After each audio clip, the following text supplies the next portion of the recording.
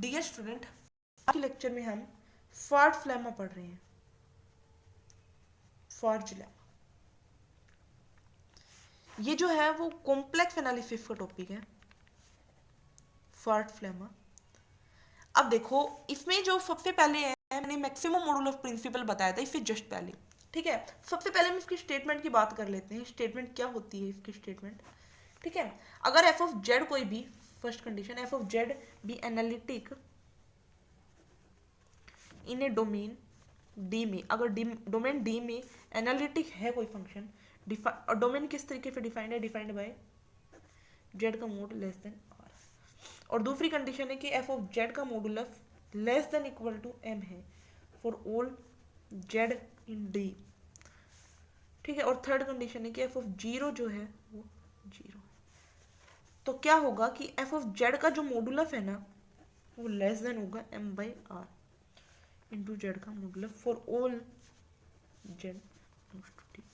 और ऑल्फो, अगर ये जो इक्वलिटी होती है, also if the equality hold, also if the equality occur, अगर इक्वलिटी होती है फॉर एनी जेड, किसी भी जेड के लिए, देन तो एफ ऑफ जेड का मॉडुलस जो है वो less is equal to M by R into Z E के पावर अल्फा, जहाँ पे अल्फा जो है ये रियल कॉन्स्टेंट होगा। ठीक है, तो ये हमारी स्टेटमेंट है। फर्स्ट कंडीशन जो है इसकी कि फंक्शन जो है वो एनालिटिक होना चाहिए इन डोमेन डी के अंदर डिफाइंड बाय जेड का मोड लेस देन आर। और दूसरी कंडीशन है कि एफ ऑफ जेड का मॉडुलस जो है वो less than equal to M होना चाहिए, मतलब एम से छोटा या इक्वल होना चाहिए। और एफ ऑफ जीरो रखें तो जीरो चाहिए। तब क्या होगा? तब हमारे पास एफ ऑफ जेड का modulus less than equal to M by R into Z का modulus for all Z belongs to D. अगर इक्वलिटी होती है किसी भी जेड के लिए तो एफ ऑफ जेड का मॉडुलस जो होगा M by R into Z के इक्वल होगा M by R into Z E के power beta alpha, where alpha is a real constant. ये फॉर्ट फ्लेमा की जो है वो स्टेटमेंट है। इसका प्रूफ देख लेते हैं सबसे पहले हम। ठीक है, प्रूफ देखिए इसका। हम सबसे पहले लेट करके चलते हैं phi be a circle. Circle है डिफाइंड बाय जेड का मोड इक्वल टू आर। हमने एक सर्कल ले लिया फी डिफाइंड बाय जेड का मोड जो है वो less is equal to R, V है जहाँ पे आर क्या है? Less than R. ठीक है, अब देखो फी हमने डिफाइन किया है सर्कल जेड का मोड इक्वल टू आर, जहाँ पे आर जो है वो लेस देन। अब हमारी फर्स्ट कंडीशन क्या है कि एफ ऑफ जेड वो एनालिटिक है डोमेन डी के अंदर। तो इसका देखो फर्स्ट एजम्पशन फॉर यूज कर लिया कि एफ ऑफ जेड एनालिटिक है विद इन एंड ऑन फी के ऊपर। तो अगर ये है कंडीशन तो टेलर्स थ्योरम का यूज करेंगे। By Taylor's theorem, we have F of Z किसके इक्वल आएगा? A plus A one Z plus A two Z का any point Z within phi के किसी भी पॉइंट जेड के लिए ये टेलर्स थ्योरम होंगे। ठीक है, अब हमारी थर्ड कंडीशन का यूज करेंगे। अब मान लो फी, अगर हमारे पास जेड जीरो है, F of G, third condition हमारी क्या है? पहले थर्ड कंडीशन देखो कि एफ ऑफ जीरो जीरो है, तो इसका मतलब क्या होगा? वी हैव यहाँ पे जीरो रखा है, एफ ऑफ जीरो कितना है? एफ ऑफ जीरो जेड, यहाँ पे जेड की जगह जीरो रख दो। एक मिनट, यहाँ पे आ जाएगा जीरो रखेंगे हम, जेड को जीरो रखा तो यहाँ पे जेड की जगह जीरो रखेंगे तो एक नोट। यहाँ तक बात समझ में आई? यहाँ पे देखो एफ ऑफ जीरो जीरो है, F of zero A note है इस इक्वेशन में रखने, तो यहाँ पे ए नोट किसके इक्वल आ गया? जीरो के इक्वल। तो ये इक्वेशन क्या बन गई? समझ आई ये बात आपको? देखो फर्स्ट कंडीशन एनालिटिक है विद इन एंड ऑन फी के ऊपर टेलर्स थ्योरम अप्लाई किया। ये किसी भी जेड के अंदर हो सकती है, जो हमारा सर्कल डिफाइंड है उसमें किसी भी जेड के लिए ये कंडीशन। अब देखो सिंस एफ ऑफ जीरो अगर जीरो है, एफ ऑफ जीरो जीरो, इसको मतलब जेड की वैल्यू अगर जीरो है, अगर उस पर फंक्शन लगाया जाए तो वो जो आएगा वो जीरो आएगा। अब जेड जीरो ले लिया हमने, जेड जीरो डाल लो इसमें, एफ ऑफ जीरो जीरो है, जेड जीरो डालना, ये जीरो हो गया, जीरो हो गया, फिर ए नोट बचा, तो एफ ऑफ जीरो किसके इक्वल है, A naught, F of zero zero के इक्वल है, एफ ऑफ जीरो जो है ए नोट, तो ए नोट यहाँ पे किसके इक्वल आ गया, जीरो के इक्वल आ गया। तो ये कंडीशन, ये जो है ये इक्वेशन क्या बन गई, F of Z equal to A one Z A two Z का square, A one Z plus A two Z का स्क्वायर, ऐसे बन गई। अब देखो, अब हम एक फंक्शन डिफाइन करते हैं, देखो क्या डिफाइन करते हैं, डिफाइन एक फंक्शन जी जेड, हम एक फंक्शन डिफाइन करते हैं, किस तरीके से डिफाइन होगा कि F of Z divide by Z, इसमें से हमने जेड कॉमन ले लिया, तो ऐसे बन गया ए टू जेड, ऐसे बन गया ना, ये एफ ऑफ जेड। तो यहां से क्या किया हमने, F of Z divide by Z, ये पूरी इक्वेशन बन गई, F of Z divide by Z, A one plus A two. मैंने आपको सिंपल वे में समझाया है, इसको हमने इसको जी जेड डिफाइन किया है, हमने इसको डिफाइन किया है, ठीक है। तो हमने डिफाइन किया है G Z F of Z only for Z not equal to zero.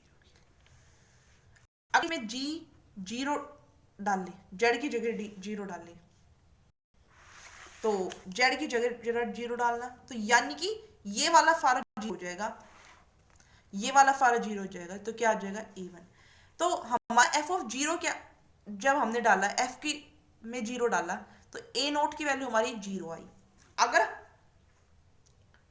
A note की वैल्यू हमारे पास जीरो आई, अगर हमें जी में जीरो डालेंगे तो हमारे पास क्या आएगी ए वन, यहां पे आ गया ए वन।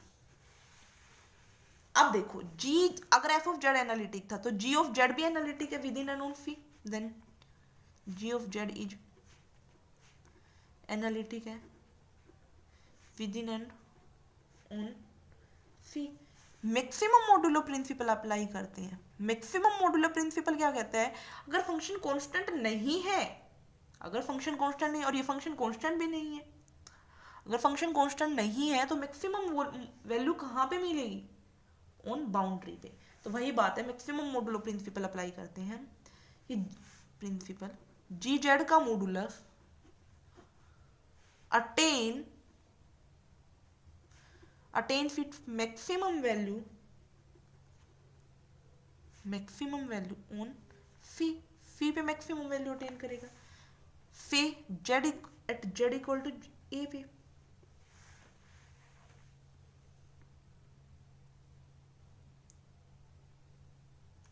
जो ए पॉइंट है उस पे मैक्सिमम वैल्यू अटेन करेगा, यानी कि कर्व के ऊपर अटेन करेगा, ठीक है।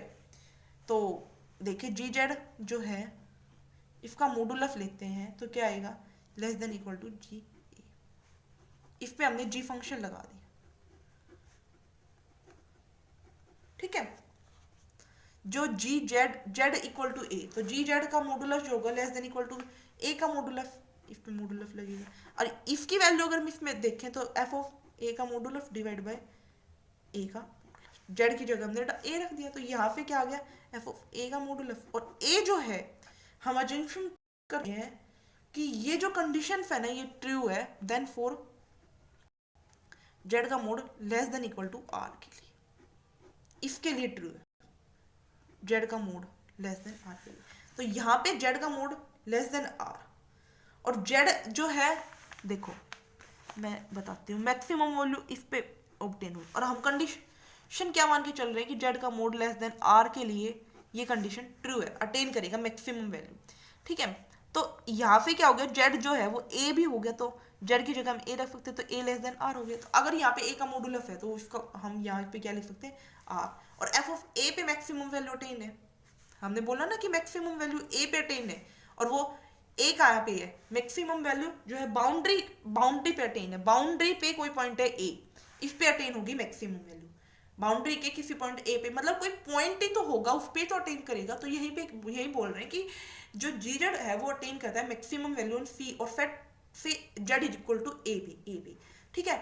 और ये जो कंडीशन है ये सेटिस्फाई किसके लिए, जेड का मोड लेस देन आर के लिए, मतलब एक सर्कल बनाया जेड का मोड लेस देन आर का, ठीक है। तो यहाँ पे हमारे पास ये हो गया विच इज लेस देन। अब एफ ऑफ ए जो है वो मैक्सिमम वैल्यू कितनी रखता है, एम, तो एम बाय आर, ठीक है। यहां तक समझ में आया। This implies F of Z जो है ये जी जेड लेस देन, यहां से आया था तो एफ ऑफ जेड किसके इक्वल है, जी जेड किसके इक्वल है, F of Z divide by Z का मॉडुलस, यानी कि F of less than M by R के लिए। और ये क्या है, फॉर ऑल जेड, उन सभी जेड के लिए, सच दैट कि जो जेड का modulus less than equal to R है। इसका मतलब क्या हो कि एफ ऑफ जेड का modulus less than equal to, यहाँ पे लेस देन, यहाँ पे लगाया मैंने, less than equal to M by R into Z का मॉडुलस फॉर ऑल जेड, उन सभी जेड के लिए, सो दैट कि जेड का मोड जो है लेस देन आर है, ठीक है। तो ये चीज होल्ड किसके लिए कर गई, this hold for all R, उन सभी आर के लिए जो लेस देन कैपिटल आर है, अंडरस्टूड। अब लेट करके चलते हैं कि जो हमारा आर है स्मॉल आर, वो कैपिटल आर को टेंड कर रहा है, वी गेट, अगर ये कैपिटल आर को टेंड करेगा तो क्या होगा कि एफ ऑफ जेड का मॉडुलस जो होगा वो less than equal to M by, ये जो आर है ये कैपिटल आर को टेंड कर रहा है, तो कैपिटल आर इंटू जेड का modulus for all Z such that Z का मॉडुलस जो है लेस देन, कैपिटल आर को हमने स्मॉल आर को हमने कैपिटल आर की तरफ टेंड करा दिया, तो ये हो जाएगा। समझ रहे हो मेरी बात को, अंडरस्टूड। हमारा ये जो फर्स्ट पार्ट था ये तो प्रूव हो चुका है कि एफ ऑफ जेड का modulus less than equal to M by R into Z का modulus for all Z, first that कि जेड का मॉडुलस लेस देन आर के लिए, ये जो डिफाइन है इसके लिए हमारे पास प्रूव हो चुका है। इसी के लिए हमें प्रूव करना था। एक बार मैं थोड़ा सा रिवाइज कर देती हूँ जल्दी से। हमने एक सर्कल लिया जो जेड का मोड इक्वल टू आर का था, आर जहाँ पे हमारा लेस देन आर है, कैपिटल आर। अजम्पशन फर्स्ट का यूज कर लिया, अगर एनालिटिक है तो टेलर्स थ्योरम एक्सपेंड कर दी, टेलर्स थ्योरम एक्सपेंड कर दी फॉर एनी पॉइंट जेड के लिए, ठीक है। अब फिर हम वही थर्ड कंडीशन ले लेते हैं कि एफ ऑफ जीरो अगर जीरो है तो इससे हमारा ए नोट हमारे पास जीरो आ गया, देखो यहाँ पे। फिर हमने यहाँ पे एक जी जेड फंक्शन डिफाइन किया, जी जेड फंक्शन कुछ इस तरीके से डिफाइन था, अगर जी जेड में जीरो डालते हैं तो ए वन आ जाता है, तो जी जेड एनालिटिक हो गया विद इन एन नोन सी, ठीक है। तो मैक्सिमम मॉडुलो प्रिंसिपल अप्लाई कर दिया हमने यहाँ पे। मैक्सिमम मॉडुलो प्रिंसिपल कहता है कि भाई मैक्सिमम वैल्यू ऑब्टेन हो गया बाउंड्री पे, और वो और कोई पॉइंट पे ऑब्टेन होगी, तो पॉइंट है हमारा है ए, और देन फॉर जेड का modulus less than R, less than equal to R के लिए, मतलब जेड का मॉडुलस जो है वो लेस देन आर है, ठीक है। जी जेड पे अगर हमने मॉडुलस लगाया तो वो less than equal to Z G of A आता है, जी ऑफ ए जो है वो वैल्यू है यहाँ पे लेस देन, तो एफ ऑफ जेड में जेड का modulus less than M by R आ गया, तो ये सभी जेड के लिए जो जिनका मॉडुलस लेस देन आर है। अगर हमारा आर जो है ये उन सभी आर के लिए भी होल्ड करता है जो आर जो है वो लेस देन कैपिटल आर है, अगर आर हमारा टेंड करता है कैपिटल आर को, तो हमारा यहाँ से ये रिजल्ट प्रूव हो जाता है। अब हम इक्वलिटी शो कर रहे हैं, इक्वलिटी कैसे शो करेंगे, suppose now we have equality for one Z के लिए इक्वलिटी रखते हैं, तब क्या होगा, जी जेड का modulus attain its maximum value inside एक वन, हमने जेड ले लिया कि भाई इक्वलिटी होती है जी जेड का मॉडुलस मैक्सिमम वैल्यू अटेन करता है इनसाइड डी, डोमेन डी के अंदर। For my maximum modulo principle, modulus principle G Z जो है मस्ट बी ए कांस्टेंट,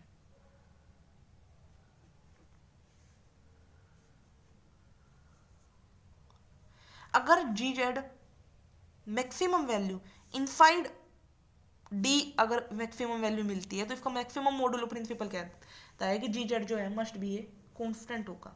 अगर इनसाइड ना मिलके बाउंड्री पे मिलती तो क्या होता, मैक्सिमम वैल्यू कहाँ पे हो, अगर मैक्सिमम वैल्यू बाउंड्री पे होती तो क्या होता, फंक्शन क्या होता, वेरिएबल होता। और मैक्सिमम वैल्यू यहाँ पे बाउंड्री पे ना होके इनसाइड है तो इसका मतलब ये फंक्शन क्या है, कांस्टेंट है। तो इस प्रकार एफ ऑफ जेड अब उनमें जेड का modulus is equal to M by R for all Z belongs to D. तो hence F of Z upon में Z equal to M by R E की पावर टा अल्फा। तो F of Z की equal आ गया M by R E की power टा alpha into Z for all Z belongs to D where alpha is a real constant.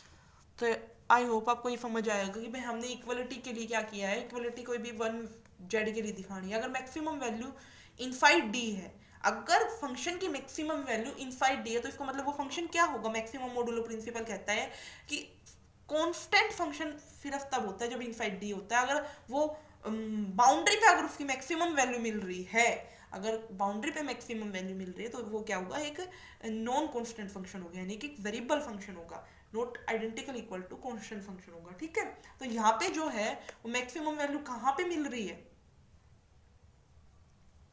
Maximum value मिल रही है इनसाइड डी। तो मैक्सिमम वैल्यू अगर इनसाइड डी है तो इसकी मैक्सिमम मॉडुलो प्रिंसिपल से G Z must be constant. Constant हो गया तो एफ ऑफ जेड का जेड अपॉन में जेड का modulus equal to M by R हो गया, ये कांस्टेंट वैल्यू हो गई। तो इसका मतलब यहाँ पे मॉडुलस जब हटेगा तो अल्फा आ जाएगा, और फिर हमने यहाँ पे जब जेड था तो इसे हमने इधर मल्टीप्लाई कर दिया जेड के लिए, जब ये अल्फा हमारा पास रियल कांस्टेंट है।